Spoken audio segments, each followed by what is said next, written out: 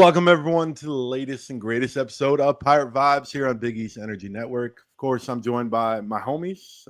We still haven't come up with a nickname here.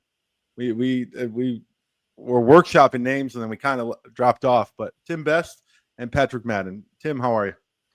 Doing good. I finally figured out how to put my Twitter handle down. Nice. I noticed that from last week, and I'm like, damn, I'm the odd man out. So fool me once, shame on you. Fool me twice, shame on me. So made sure I would not get fooled again on this one. So if for anyone that doesn't, know my handles, Twitter and Instagram, that's where you find me. There you go. Patrick, you're wrapping up your Big East previews. How are they Wrap going? them up. Butler was the last one yesterday. Okay. So which one do you think's the best read, non-Seton Hall? You had to pick one. I know it's tough. It's like picking your favorite child. But I did a much deeper dive on St. John's, and I'm a little disappointed I didn't do a little bit deeper dive on Connecticut. But I figured that they were the two most important ones, so I paid the most attention to those two. Although, of course, the one I did with Tim for Seton Hall was very well received. So kudos to Tim for the assist on that one. They'll all come out again next week.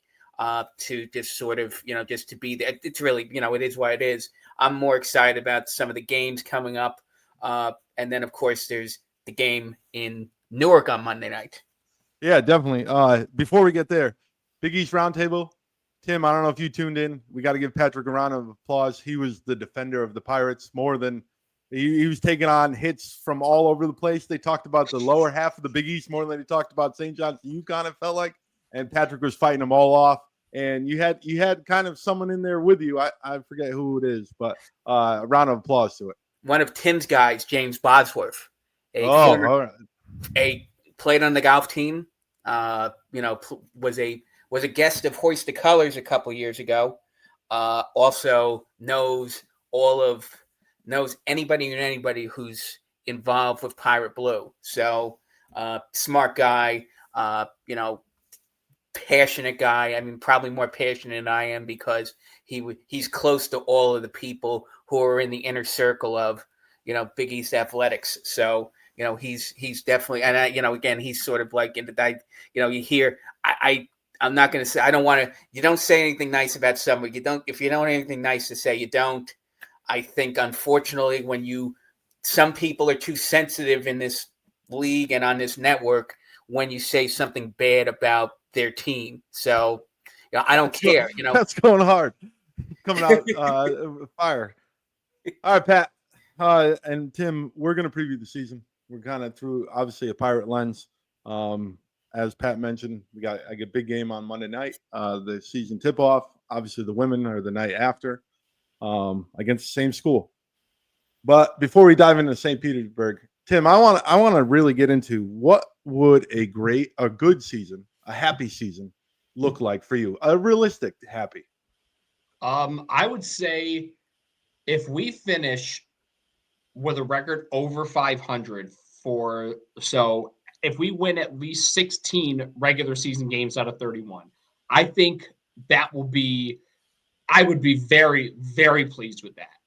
And I say that, like, if you win 16 games, I'm assuming, like, give or take 8 conference wins. And, like, if you're for this team to go from 2-18 up to 8-12 to win 40% of your conference games, considering the expectations or lack thereof that are generally had regarding this team, I would be more than happy with that. And, at Big East Media Day, talking with Ryan Whalen and even Shaw, and even the players, like, they feel quietly confident. And Shaw even said, like, they're talking this way when they haven't even seen this team yet. So I fully agree with him. So I'm not going to say that, like, they're going to do exactly that, going over 500, like a 16-15 record with 8 conference wins. Realistically, I put it at like 11-20, but yeah, the floor being a similar or God forbid a worse record than last season. We're not talking about that yet. We're trying to put as much good juju. Damn it. We're trying to put as much good juju out there. So I got a little ahead of myself. That's good words, Tim. Good words. I heard enough bad words about Seton Hall last night in that round table. So I'm trying to freshen up my ears. Yeah. You know what? That's fair. I'm kind of glad I didn't tune into that because, it's Wednesday. I have appointment television with all the Chicago shows. If you know, you know. Patrick, what would a good season look like? A happy season? I obviously we would love to get back to the tournament, or I want double last year's total. And if that means we come in last and we go 14-17 and let's say 6-14 in the conference, the point here is I just want to see noticeable positive momentum because again, you're hoping that guys like Bud Clark, Najee Hines, and TJ Simpkins and Jasheem Felton are improving and forming a nucleus for something you can build on for next year, something that will encourage a few recruits to come in, something that will help us pick up a couple of better transfers in the transfer portal. Obviously you hit rock bottom last year. So if you can take a step or two up from rock bottom, obviously if they go 16-15 or 17-14 and come in, let's say 7th or 8th in the conference, then of course, that's really a big, and that's of course something which would really shock everybody. And I think one thing which unfortunately too many people perceive because of numbers that are skewed from last year and just how bad last season was is people sort of think that there's the 10 teams and Seton Hall is way below them, which I think that if people have that attitude, particularly some of the other fans who have lower tier schools, they may have another thing coming. Yeah, I definitely think so. I think 8th place can be a pretty good spot for this team because that means you're probably in front of Butler, Xavier, and a DePaul who's been in 10th or 11th for a decade. So I don't understand why Seton Hall, after so many years of above 500, and I think we heard about that 20 times last night on the round table, that they're above 500, 500 or better in the conference for so long, that 1 year all of a sudden now they're the worst thing since I don't even know the Kennedy before the invention of sliced bread. Before whole loaf bread, and when that was the only thing you got, I just don't understand the hatred. Of course, then we have to hear this Ryan Hammer it comes guy across as hatred. I want to know who the players that have to be good for this team to be good. We know that Bud Clark is going to be important. We know that Najee Hines is going to be important or should be important. Who's the guy that if they're going to have a good season, and you're talking about doubling the win, Tim's talking about over 500, I'm talking about 8th place, that will stand out to help us get to that happy season point? TJ Simpkins. Because TJ Simpkins has the most potential on both ends besides Clark. I think Simpkins is going to be as good, even the one number that Simpkins didn't have that looked good on his stat sheet his freshman year at Elon was the 3-point shooting. But if the offense runs properly through him, he won't have to worry about the 3-point shooting. And I think he's someone who can definitely become sort of a leading scorer on this team. I know when we did the episode about him, we had mentioned that he was the 4th leading scorer and was averaging 14 points a game. Yeah. So you put those types of numbers up, you match that. That's, nobody on the roster last year for Seton Hall had that average. I mean, Coleman's average was 12 and a half. So, and I think that Simpkins' numbers are very similar. Again, he's playing at Elon, but still the whole notion of he's scoring as much. And if he can, that translates to the Big East, then you put him with whatever numbers Clark puts up, and maybe Stanton McRae and Fisher, and you have the scoring that they didn't have last season. Tim, I instead of saying the same player, because I know we did this a couple episodes ago, what about a stat that you're going to pay attention to, and I know you love the free throw percentage, but what's the stat that will make this team happier or the outcome to be happier? I don't want to keep saying good because obviously we all want to, be a tournament team, be competitive, super competitive, but at least be like, hey, we're not pegged for 11th place for the next decade, right? We're not DePaul. Yeah, I would say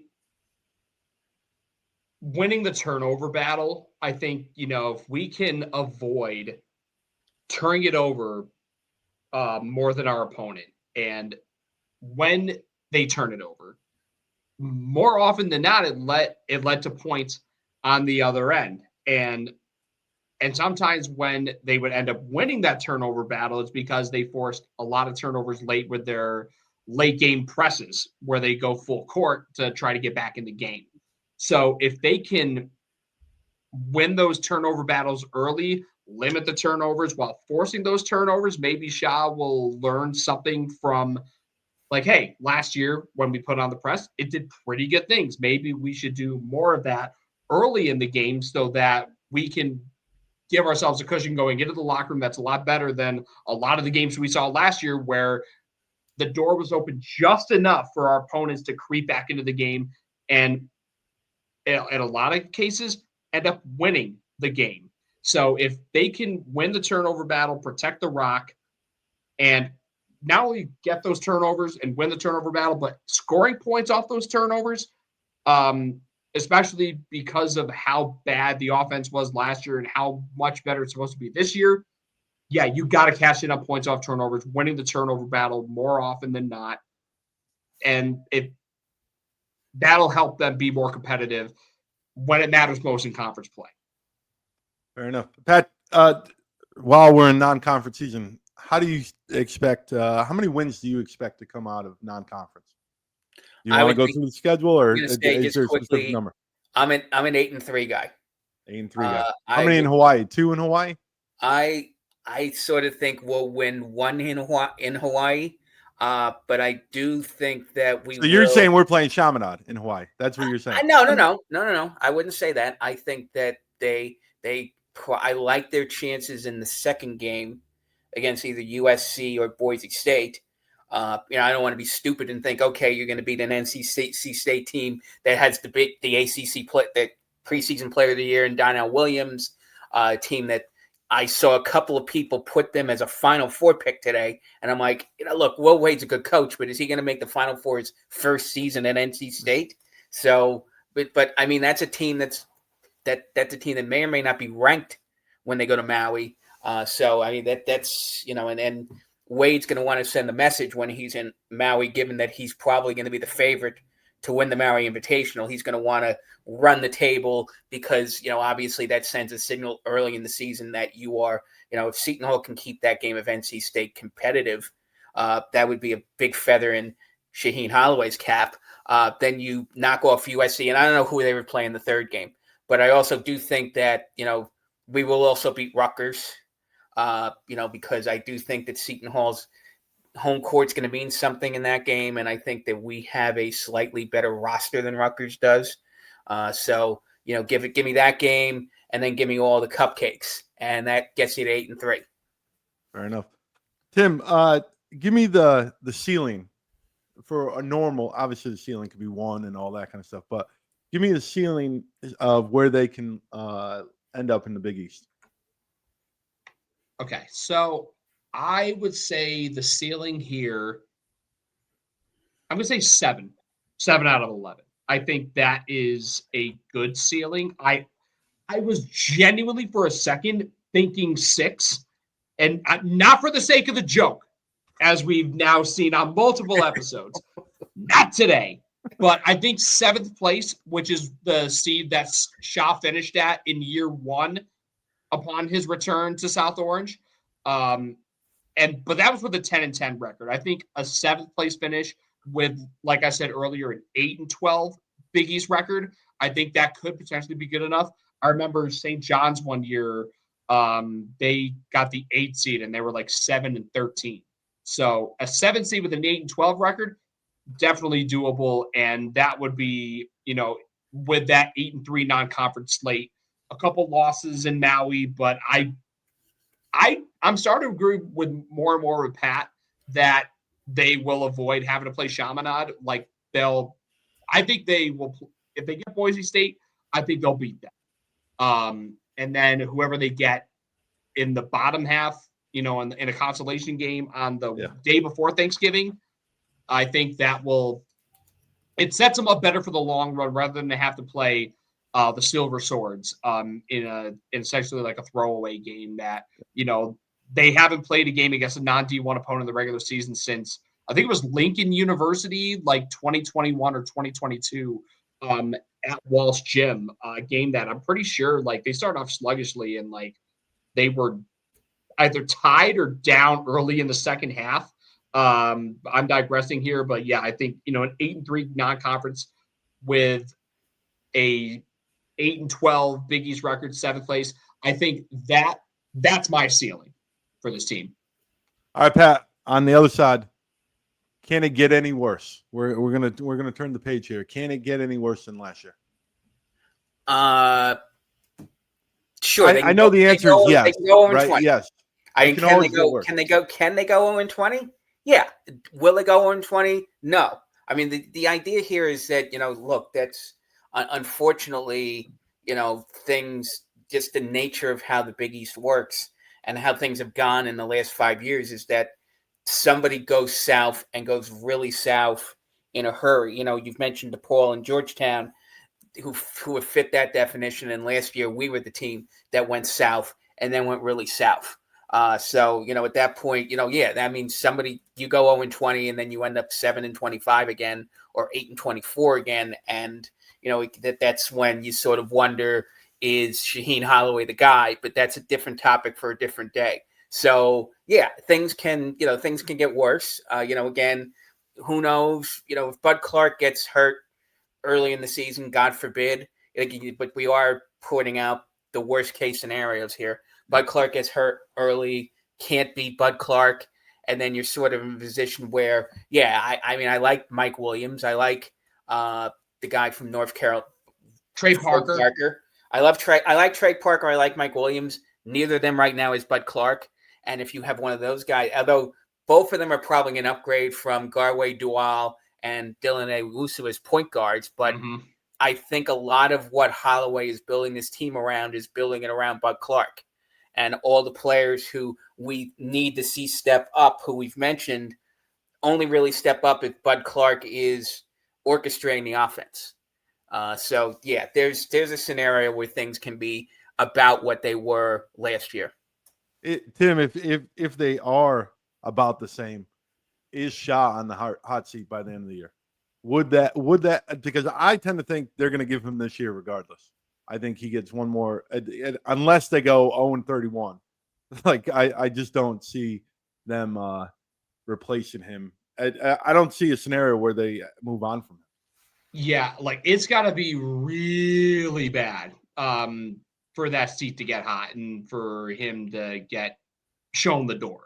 I think that they just got to show improvement. Even if it means they go 3-17 or 4-16, like that 4-16 mark, like that's where I personally have them at. As long as they show that improvement and they're beating UConn in one of those four, right? I'm sorry, but they're beating UConn in one of those four. I can't say for sure, but yes. Okay. But as long as they avoid some of those embarrassing losses like they had last year, like against the Fordhams, the Hofstras, and the Monmouths of the college basketball world, like I think that he'll be safe. Which I think that has pained him enough that he wants to avoid that at all costs.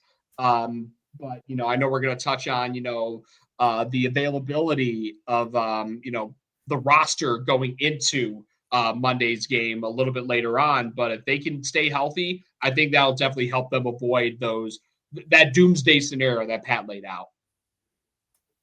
All right, Pat. I'm going to kind of switch, kind of a Big East preview. I just so you're on the record here, different discussion. Give me one team in that bottom half that's projected that you think is going to outperform the projections right now outside of Seton Hall. DePaul. Is it DePaul for you too, Tim? I'm a big. I'm going believer. off from the media poll or the coaches poll. I'm going off the coaches. I'm poll. a big believer. I like what Chris Holtmann. I like what he's got brewing in Chicago, and like he's got that track record. Like when he took over at Butler in 2014, they were ass. Like they were really bad the year before. They were 4-14 in the league. And he took over, like he was supposed to just be the interim head coach. He took it from 9th to 3rd and got them to the NCAA tournament and gave them hope after Brad Stevens had left for the Boston Celtics. And he took over an Ohio State team that was reeling after Thad Matta left, who ironically is now at Butler. If he could have success taking those programs out from really bad spots, look at what he did at DePaul in year 1. He almost took him to the semifinals, for Christ's sake. Like, yeah, I'm a big Chris Holtmann guy. Like, I'm going to sound like a DePaul stan, but like they're the lovable losers and now they're good. And I just want to see them succeed, especially because, you know, for guys like Blue Demon DeGen, DePaul Twitter is just a gold mine. They deserve this. They just do. Pat, conversely, what's a team that's projected to be higher up that you see falling? Providence. Why? Why Providence? I guess Providence the easy target after the coach. No, it's not that they're the easy target. It's just, you know, Jason Edwards is great. You know, Oswin or Munes is probably going to emerge as one of the better centers in the league. So you've got the 2 tent poles, which are really solid.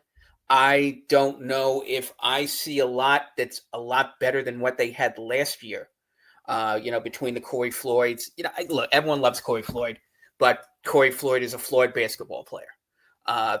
Ryan Mela there's melomania in Providence, but you know, is he going to be a better shooter from 3 than he was last season?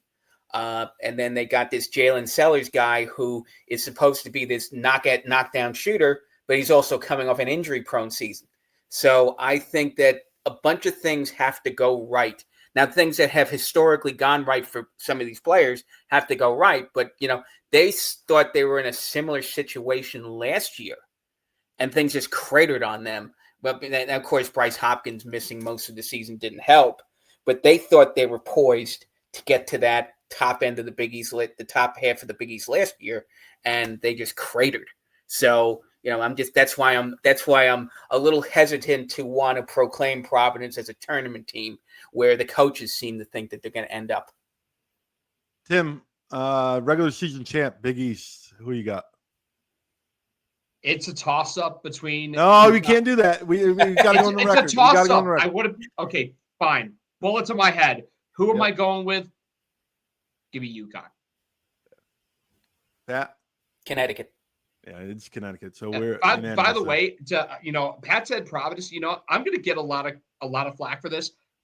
I think Marquette is going to, you know, fall back a little. That would be my pick because you lose Cam Jones, your go-to scorer. Stevie Mitchell's your glue guy. He's gone. David Joplin's gone.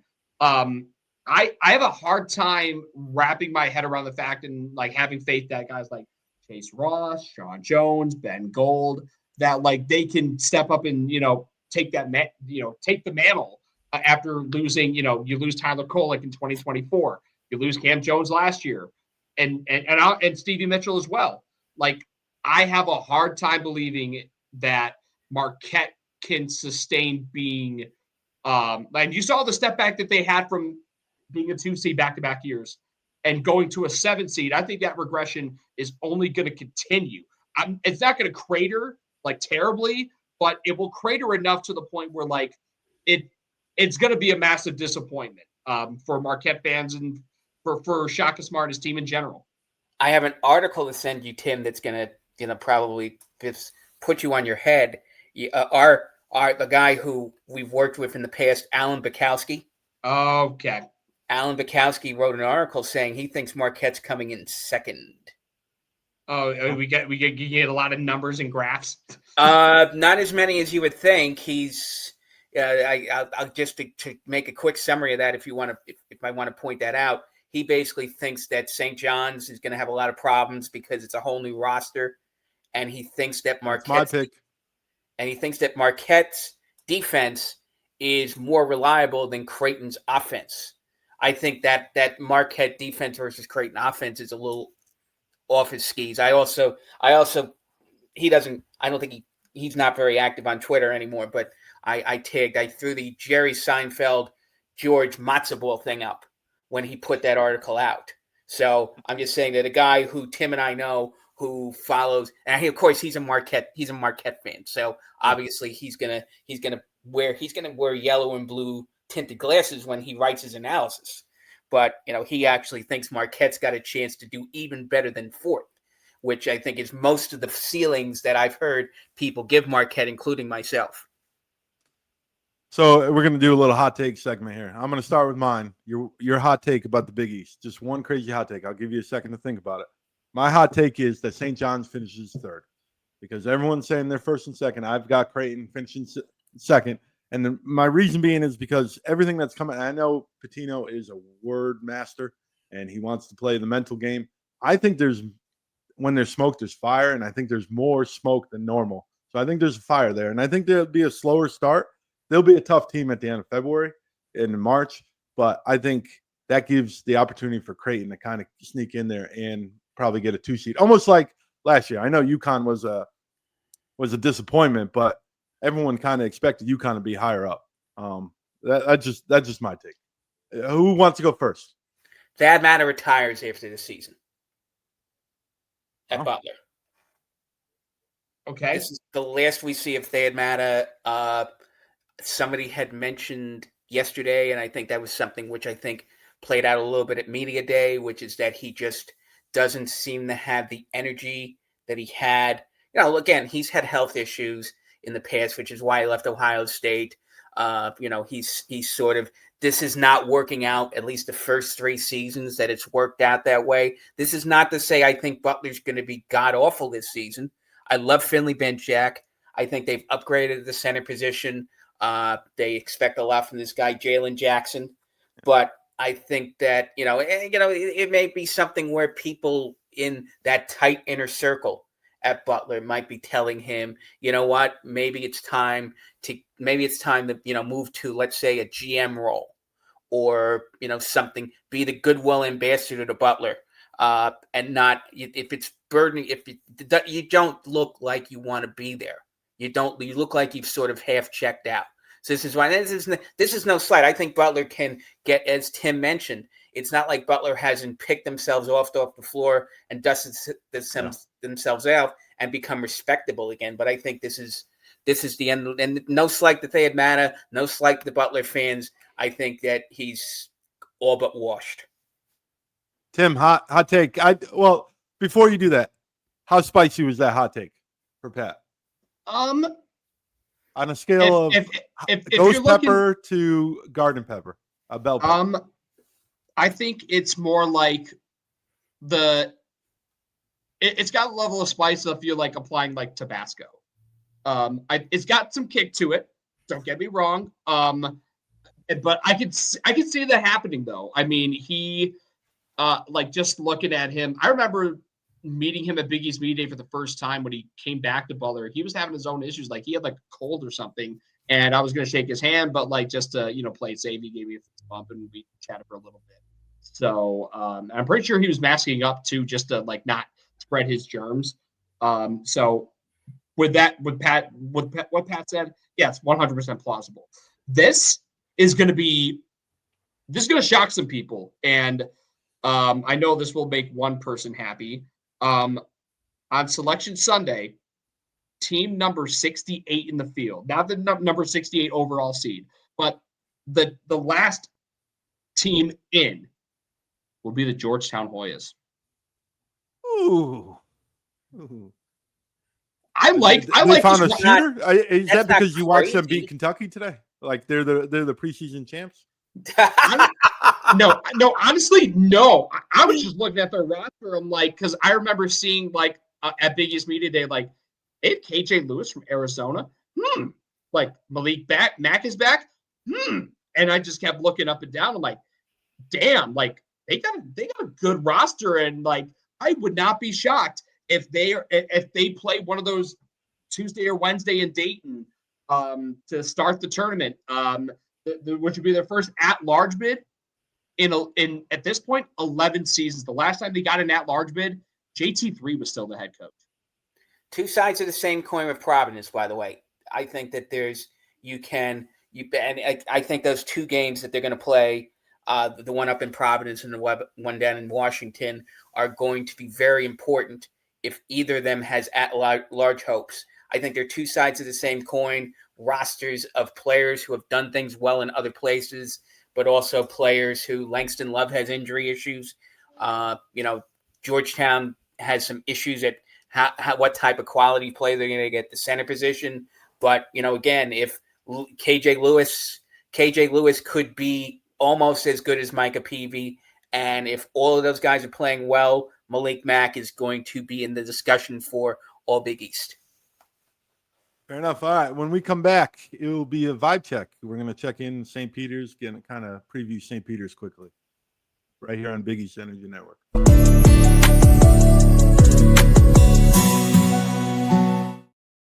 All right, welcome back to Pirate Vibes on the Big East Energy Network. Tim, what's the one thing that you have to see on Monday night from the Pirates against St. Peter's? Because obviously we're expecting to win. I can agree, right? We can all agree. We expect. Yes, agreed. We'll be disappointed with loss. Is it a certain point margin? Is it a performance from a certain player? Is it that the guy that's 12th, Gabriel, comes out and scores? Like, do we need that much, or do you want to see? Go ahead. What's the one thing? So last year, they started off well. I think they were up 8 at halftime, and then they kept. I've talked about this. Like I could talk about this on Blue in the Face. I've talked about over and over and over again. But just to reiterate, because they had that door open just enough, that allowed St. Peter's to come back and scare this team a little bit. And Seton Hall, thankfully, they finished strong and they ended up winning by I think it was 11 or something like that. It was 4. Thank you. I don't know. I was remembering the year before, and it was a similar field where they only won by 11 after starting slow. But yeah, a 4-point win, that can't happen. And that was because of a slow start to the second half. And that's something they got to fix. So I would say get out to a nice, comfortable lead early on. Give yourself enough of a cushion. I would say get up at least 10 at the half. And then when the second half starts, win that, everyone talks about, you got to win each battle, winning the time frame between each media timeout. So if they have that win in the first 4 minutes plus before that under 16 of the second half, that would be ideal to me. Go up plus 10 at halftime and then beating them in the first battle of the second half going into the under 16. Give yourself enough room so that you could avoid getting a scare like we saw last year. Pat, so this team is it's the MAC version of Seton Hall. They kind of rely on their defense a little bit, not really great at shooting.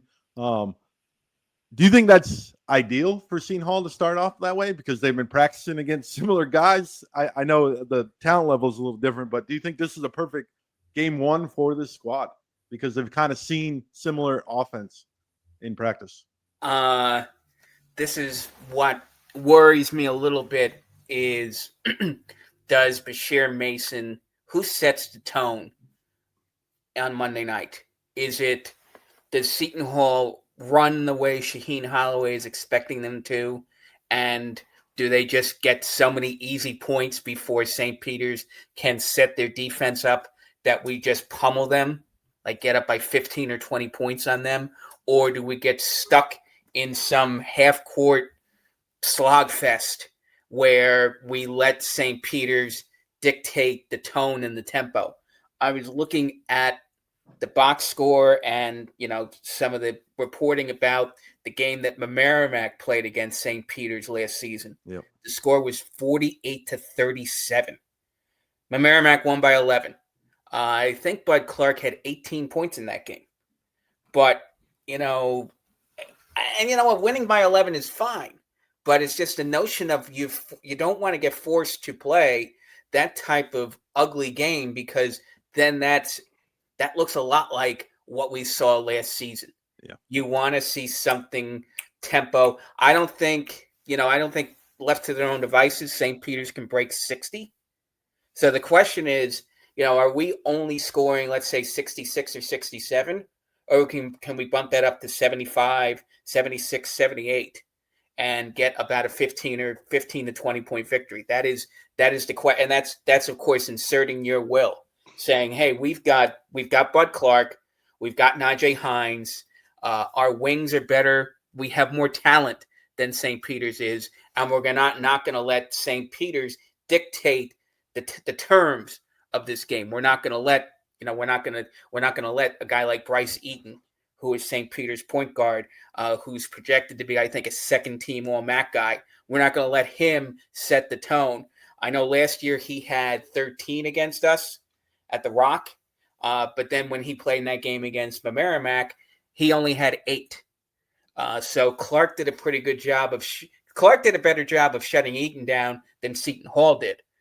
So again, this is something where one thing I told you in this morning was the one guy on this team besides Holloway who knows St. Peter's is Bud Clark, because he had to play them in the MAC.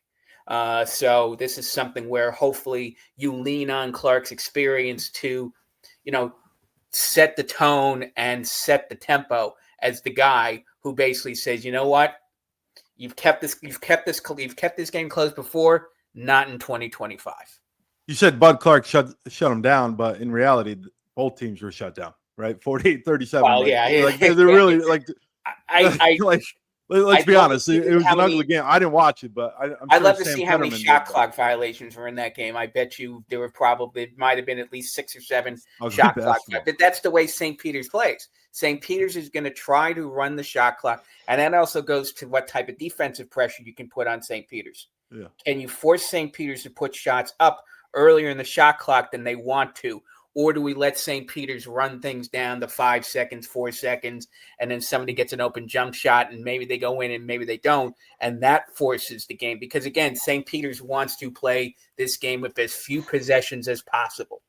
They would love to only get the ball, let's say, 45 times in 40 minutes, because that way they think that Seton Hall, that cuts down the way that keeps the game closer, because they're not giving Seton Hall opportunities to run out and hide on them.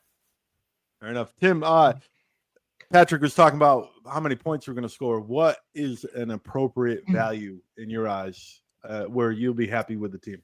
Pat says what, 75, Pat, roughly? Yes. Is 75 a fair number, or do you expect more, or are you more worried about the defense where maybe they're holding them in their 50s? I actually had a score in mind for this game, which is Seton Hall 63, St. Peter's 47. Would you be happy, though, with that? Would you be happy with that? 63 against St. Peter's? I wouldn't hate it, considering how St. Peter's plays number one. I feel like with their defensive pressure, I think they can dictate how Seton Hall can run their offense early on, but they'll eventually figure them out come second half. And they might, try to wear them down defensively, with an aggressive style of defense. And that's kind of what led to them making it a game last year. I think 63-47 is a realistic score, but I'd be happy with that margin of victory as long as they're scoring above 60, averaging 1.5 per minute. And they're putting the clamps down and keeping them. If they can keep them under 50 points, I would be ecstatic. But no more. Don't allow more than 60 points. Win by at least 13. I think that's a fair number. Winning by at least 13 points. And I think Pat's ideal number for scoring for Seton Hall is 75. I'd put that number at 70, but realistically, like I said, 63-47. Yeah, I agree. I think 70 is a perfect number to kind of gauge where they're at, because it is their first game. I know they had secret scrimmages, but it is their first game with the crowd. So if they get up to 70, hey, what did we average last year every game? right? We were one of the worst offenses. It was like 63 or Yeah, something. you're talking about 12 points or 13 points for Coleman last year. Like, as long as we have a guy that's scoring 15, 17 points and we could score above 70, I think that's a win. Pat, what's the one thing that you expect, like in terms of like almost like a guarantee? What's the one guarantee that you think will come from Monday night? Oh boy, that's a tough one. Clark scores at least 15. I think that Clark, I mean, again, he had 18 in that conceivably very ugly game last season. Again, he knows how to attack the Bashir Mason defense.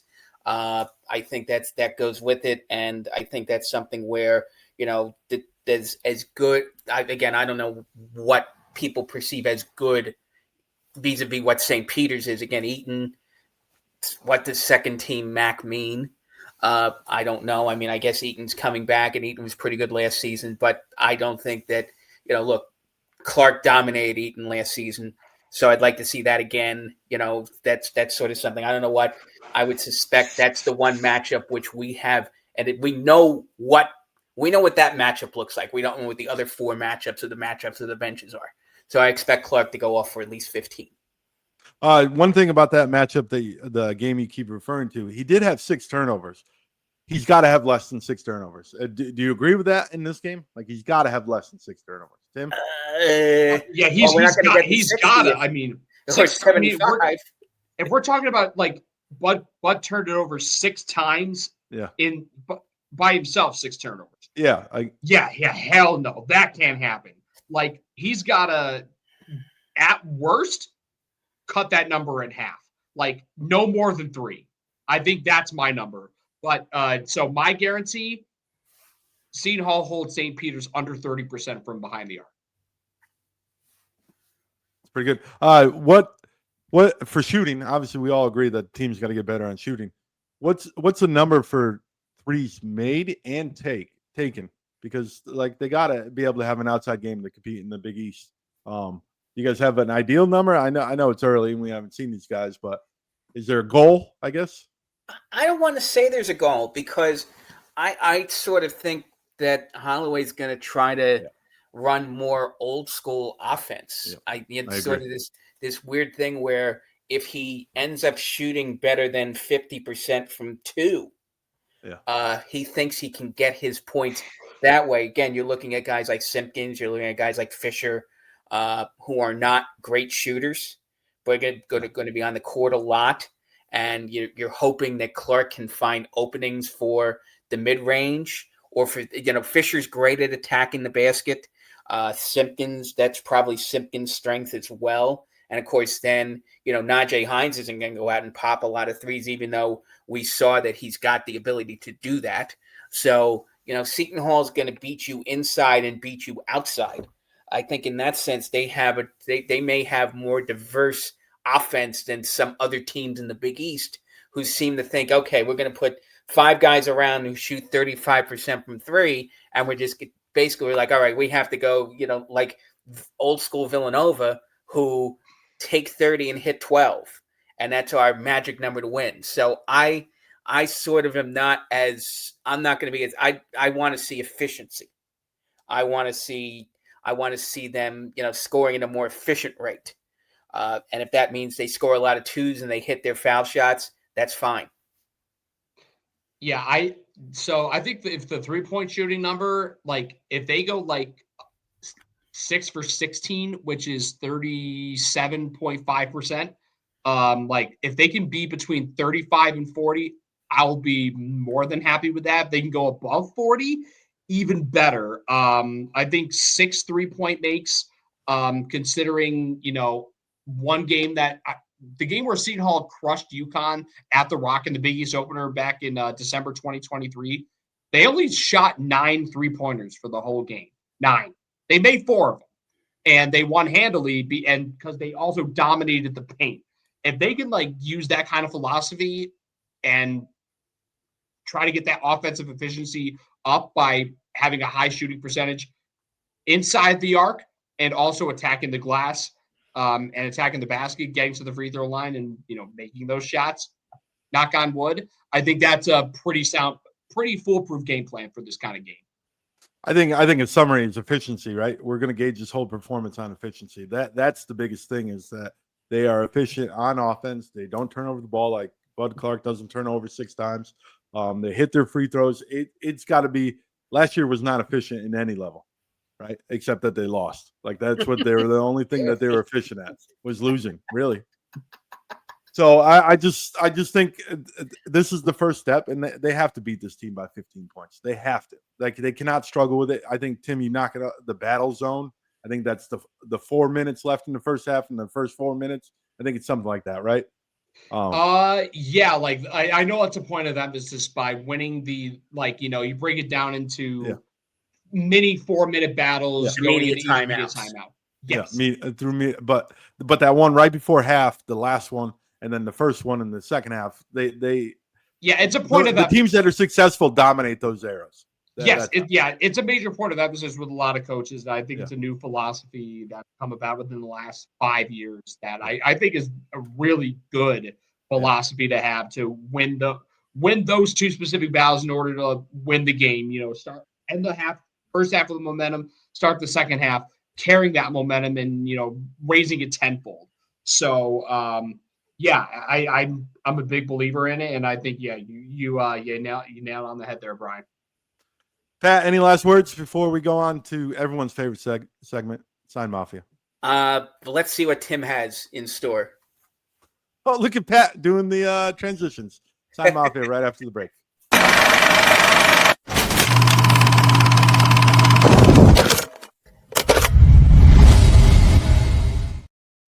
Welcome back to Pirate Vibes on the Big East Energy Network, brought to you by Asabasa Spice, Patrick Madden, Bryan Webster, and Tim Best. Tim, I'm getting a lot of positive feedback with this segment, so I'm glad that we did this. Some people in my DM say this is the favorite part of the show. So you've come on to a show that me and Pat kind of started a couple months ago, and you took it over. Look at it. Tim Best is the best. See, we're gonna keep up with that pen every. Listen, I gotta live up to that, man. Like, I got that with me. I gotta carry that with me for my entire life. So, like, you gotta put up or shut up. You gotta be the best. So that's what I strive to be, and hopefully this one. So I hate to admit this, but I made this specific sign when I was a student, and it didn't get the kind of love that I felt like it was deserving of. But because it was against St. Peter's and I was chirping, but it's a funny song. It's supposed to be funny, universally funny, nothing. So it's lighthearted, but peacocks are just rave turkeys. Think about it. Like, just imagine a turkey and now imagine, like, what would a turkey look like if it went to a rave? It's a peacock. Like, if you really think about it, right? Like, turkeys have the monochromatic, brown and red. Peacocks are, you got the vibrant blue and green. Like, it looks like what a turkey would look like if it went to a rave. And they have the similar makeup and, so yeah, peacocks are just rave turkeys. And that sign should have gotten a lot more love. That was one of my favorite ones I made during my senior year. Unfortunately, like, that's probably why the game is in November and the building was probably half empty. That's probably why no one paid much attention to it. Which that's my question is: besides Monday Night theoretically, are peacocks endangered, and are real peacocks endangered in general? Wow, that's a deep question. Okay, we're going to Google that. Yeah, so there's a house down the road about 1.5 miles that's got like 4 of them in their front yard as pets. So, what's crazy? Like, not far down my road, like, if I go out for a walk, like, I swear there will occasionally be like a family of turkeys that will be like crossing the street, and just doing I just find it so entertaining, and I'm just like, You poor things. One of you is going to get eaten in a few weeks, man.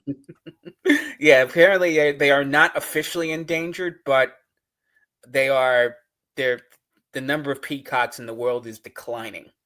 So I was just trying to think in terms of, are they endangered, and if we don't have a turkey available, can I replace that with a peacock for Thanksgiving in a few weeks? Wow. I don't. Not coming in hot. He's talking about eating things. He said they're turkeys with flair, or turkeys in Halloween costumes, given that it's the 30th of October when we're filming this. So I'm just trying to think, is a peacock sort of a replacement for a turkey in a pinch? But that's a question we have to throw out to Gordon Ramsay or somebody like that. Yeah. Like go ahead, Tim. Yeah, and imagine like Gordon if there's anything like I'm a YouTube guru, a savant, and my algorithm gives me the wildest stuff.